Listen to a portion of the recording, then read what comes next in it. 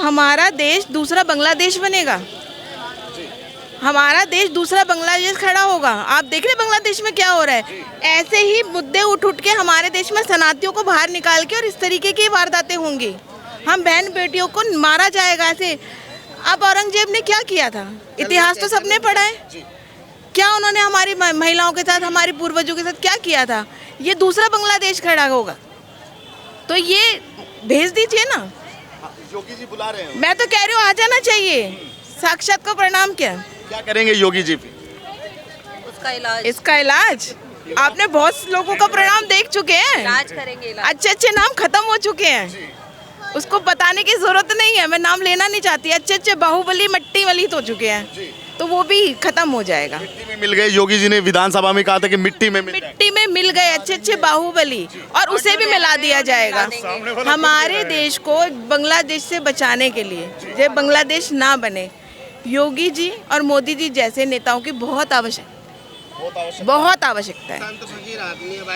क्या कहेंगे, औरंगजेब को मानने वाले आज भी इस देश में रहते हैं और यहीं का खाते हैं, यहीं सब काम करते हैं, यहीं पैसा भी कमाते हैं, आप लोगों से और हमसे ही कमाते हैं। जिसका खाते हैं, जिस थाली में, उसी में छेद करते हैं जी।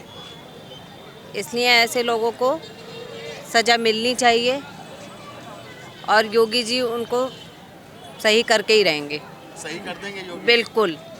योगी जी पे आपको गर्व है? बिल्कुल गर्व है। इतने बड़े प्रदेश के दूसरी बार सीएम बने, और जो बहन जी बता रही हैं कि बड़े बड़े नाम आज मिट्टी में मिल गए, चाहे वो अतीक हो, मुख्तार हो, मैं तो नाम भी ले दूंगा, मुझे नाम में भी कोई समस्या नहीं है।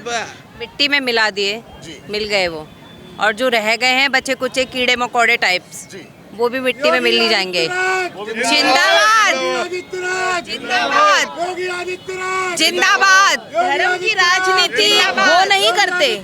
कोई भी कानून बने, कुछ भी बने, कोई धर्म के नाम पे कानून नहीं बनता। वो सब धर्म उस कानून को फॉलो करते हैं, लेकिन धर्म के नाम पर ये टुच्ची राजनीति करते हैं, ये अपने टिप्पणियां देते हैं। कभी आपने भाजपा से, मोदी जी से या योगी जी से कभी धर्म को लेके कोई टिप्पणी या कानून में पक्षपात देखा है?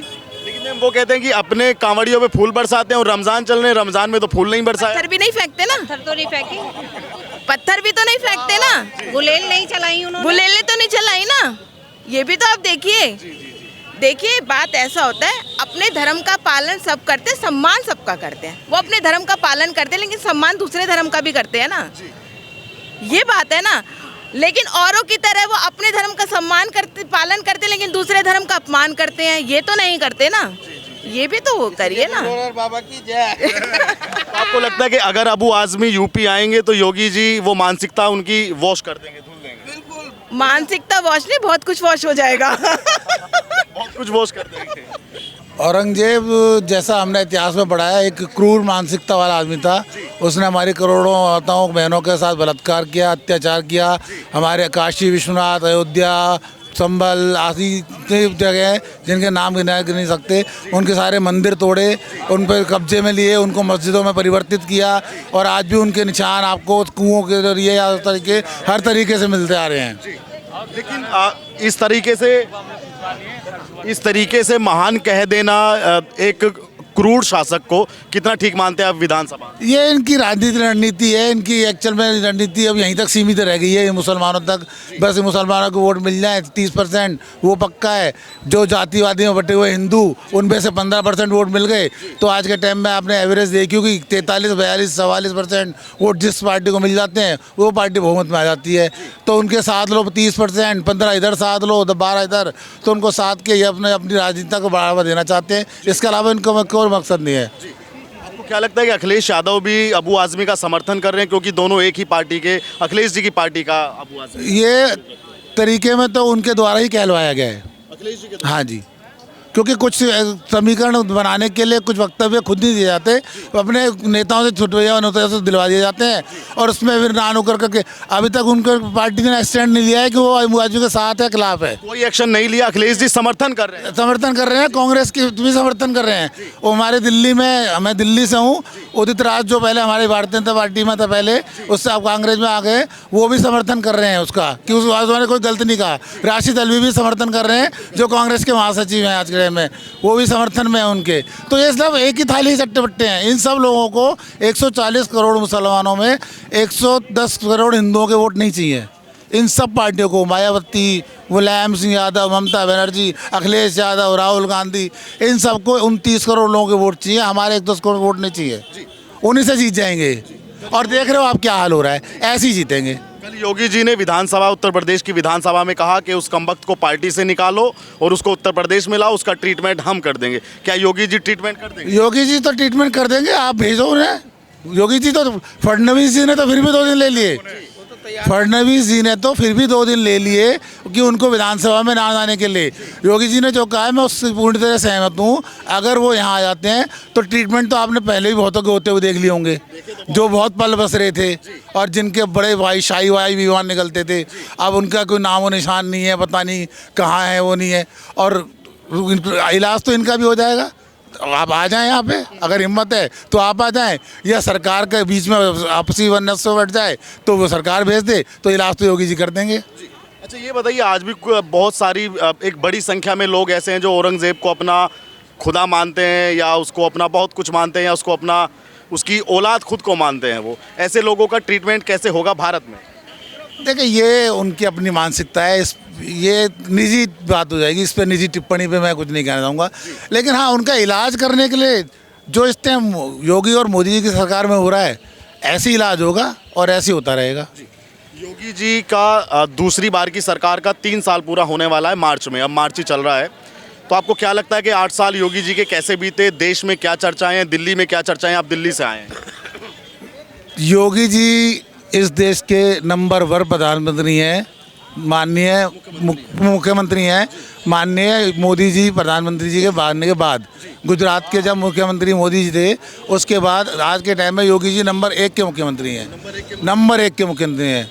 और इन मोदी जी के बाद भी, जैसा कि हम लोगों का आकलन है और हमारे बीच में चर्चाएं होती रहती हैं, दिल्ली में 29 में शासन वही संभालेंगे योगी जी। हाँ जी, क्या बात कर? हाँ जी, बिल्कुल योगी जी संभाल लेंगे देश को, बिल्कुल आराम से। अखिलेश जी उनका यूपी में इस्तीफा मांग रहे हैं, कह रहे हैं इस्तीफा दो, उत्तर प्रदेश नहीं संभाल रहा उनसे। वो तो ऐसे ही मांगते रहेंगे, उनसे और कुछ नहीं होगा। हाँ, मिल्कीपुर भी चली गई उनसे, मिल्कीपुर भी गई। एक सीट और थी ना, वो 40% वो वाली, वो मैं बोल दिया आपने नाम, मैं नहीं बोलना चाह रहा था। और मैं 40% भी नहीं बोलना चाह रहा था, वो भी आ गई। वो सब धीरे धीरे आ जाएंगी। जो अच्छी असलियत में मानसिकता रखते हैं ना, जो भारत के प्रति लगाव रखते हैं, देश का भला चाहते हैं, देश का प्रति वफादारी है और भारत की मानसिकता के हिसाब से चलते हैं, वो कभी भाजपा के खिलाफ नहीं जाते, ना खिलाफ वोट करते। ये जो नफरत फैलाने वाले ओवैसी जैसे लोग हैं, जो 8वीं 9वीं 8वीं 10वीं 6ठी पास लोगों को बहला लेते हैं, भड़का लेते हैं, वो उनके वोट कटवा देते हैं। जो पढ़ा लिखे आदमी है वो कभी नहीं बढ़ते। सर मेरा आपसे भी वही सवाल है कि अबू आज़मी ने कहा कि औरंगज़ेब महान था, अच्छा आदमी था। उनके समय, औरंगज़ेब के समय में भारत की अर्थव्यवस्था अच्छी थी, और अबू आज़मी औरंगज़ेब को महान व्यक्ति बता रहे हैं। उस पर योगी जी ने कहा कि उसको पार्टी से निकालना चाहिए, समाजवादी पार्टी को, और उसको यूपी लाए, हम उसका ट्रीटमेंट कर देंगे। देखो जी, योगी जी तो बहुत ही अच्छा काम कर रहे हैं यूपी में, और आने वाले समय में इनको आना भी चाहिए, ठीक है ना जी। और योगी जी ने जो निर्णय लिया है समाज पार्टी के खिलाफ, वो बहुत ही अच्छा है, और आगे पार्टी से बीजेपी को बहुत फ़ायदा होगा यहाँ से। सर आप भी आइए, आप बहुत देर से खड़े हैं, आपका क्या नाम तो बताइए सर। मेरा नाम श्याम सिंह है। अबू आज़मी के बयान को किस तरह देखते हैं, जो एक औरंगज़ेब को महान बताते हैं? नहीं, महान तो है ही नहीं वो। क्या है औरंगज़ेब? वो कुछ भी नहीं है, वो भाई नहीं, बस जैसा हमारा बोलना है ऐसे बोल दिया भाई। जय श्री राम। आप बताइए भैया, अबू आज़मी के बयान को किस तरह देखते हैं? अबू आज़मी के ये जो बयान है, इस तरीके से इन्होंने बयान दिया है, वो एक तरीके से पूरा बेवकूफ़ भरा हुआ है। मेरे समझ में वो विधायक लायक थे नहीं, और उनको अगर हटाया है विधानसभा से तो वो सही किया उनके साथ। और आगे अगर बात करें तो उनके साथ और भी अच्छा ही होगा, है ना।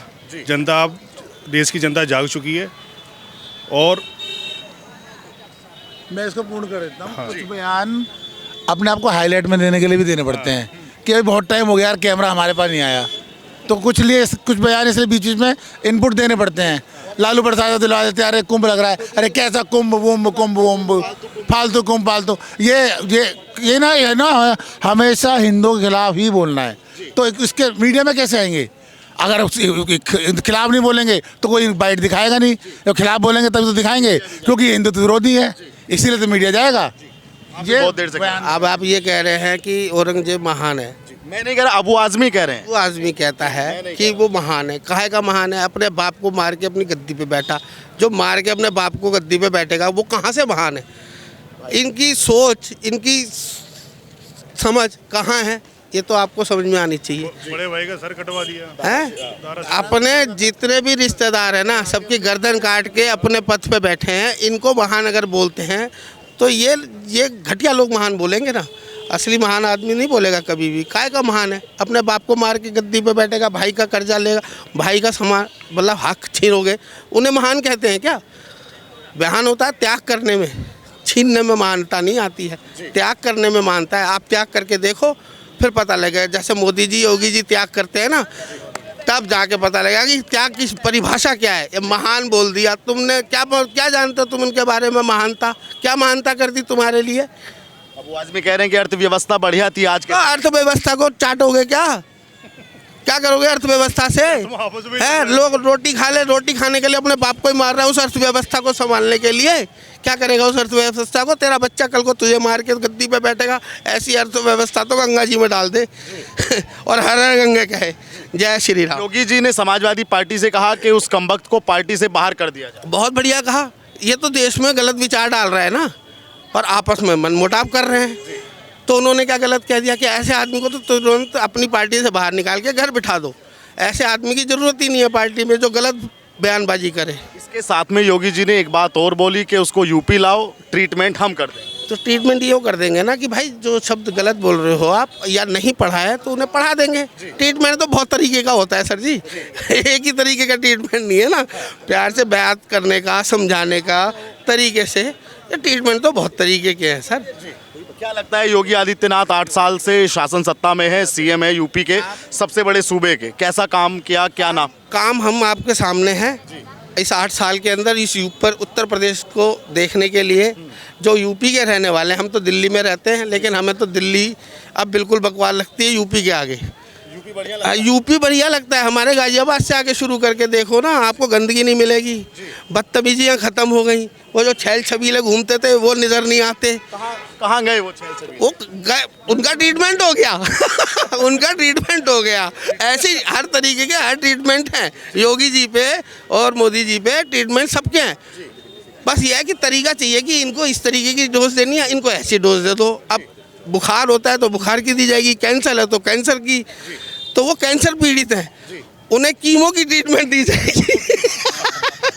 क्या लगता है आपको कि योगी जी सीएम रहेंगे या कुछ भविष्य आपको और भी लगता है? सीएम रहे, इनकी डिमांड पाकिस्तान वाले भी कर रहे हैं कि 6 महीने के लिए हमें योगी जी दे दो। क्या बात कर रहे हो? तो बताओ, बहुत फट रहे हैं। हाँ, जब वो लोग मांग रहे हैं तो हमारे लिए तो सर्वमाथे हैं, ये सर्वप्रथम पे तो यही है। और ऐसी आदमी चाहिए भैया योगी जी जैसे यूपी के लिए, जो सबको अपने साथ रख के चले।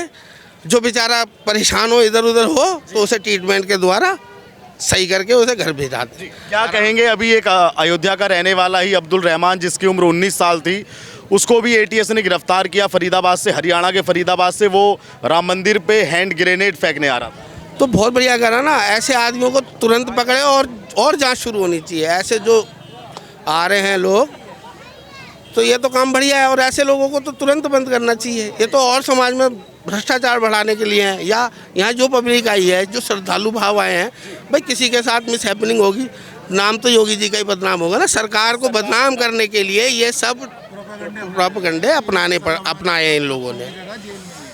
क्या कहेंगे जो आज भी खुद को औरंगजेब से जोड़ते हैं, उनके बारे में क्या कहेंगे? उनके लिए मैसेज देना चाहेंगे? उनके बारे में मेरा कुछ कहने नहीं है, वो तो एकदम दिमाग से ख़त्म है। वो प्योर गंदी मानसिकता वाले आदमी है, पढ़े लिखे है नहीं, पढ़ना वो चाहते ही नहीं है ना। अब क्या कहूँ मैं उनके बारे में कहना व्यर्थ है। अगर जो पढ़ा लिखा आदमी होगा ना, वो कभी ऐसी बातें करेगा ही नहीं। आपसे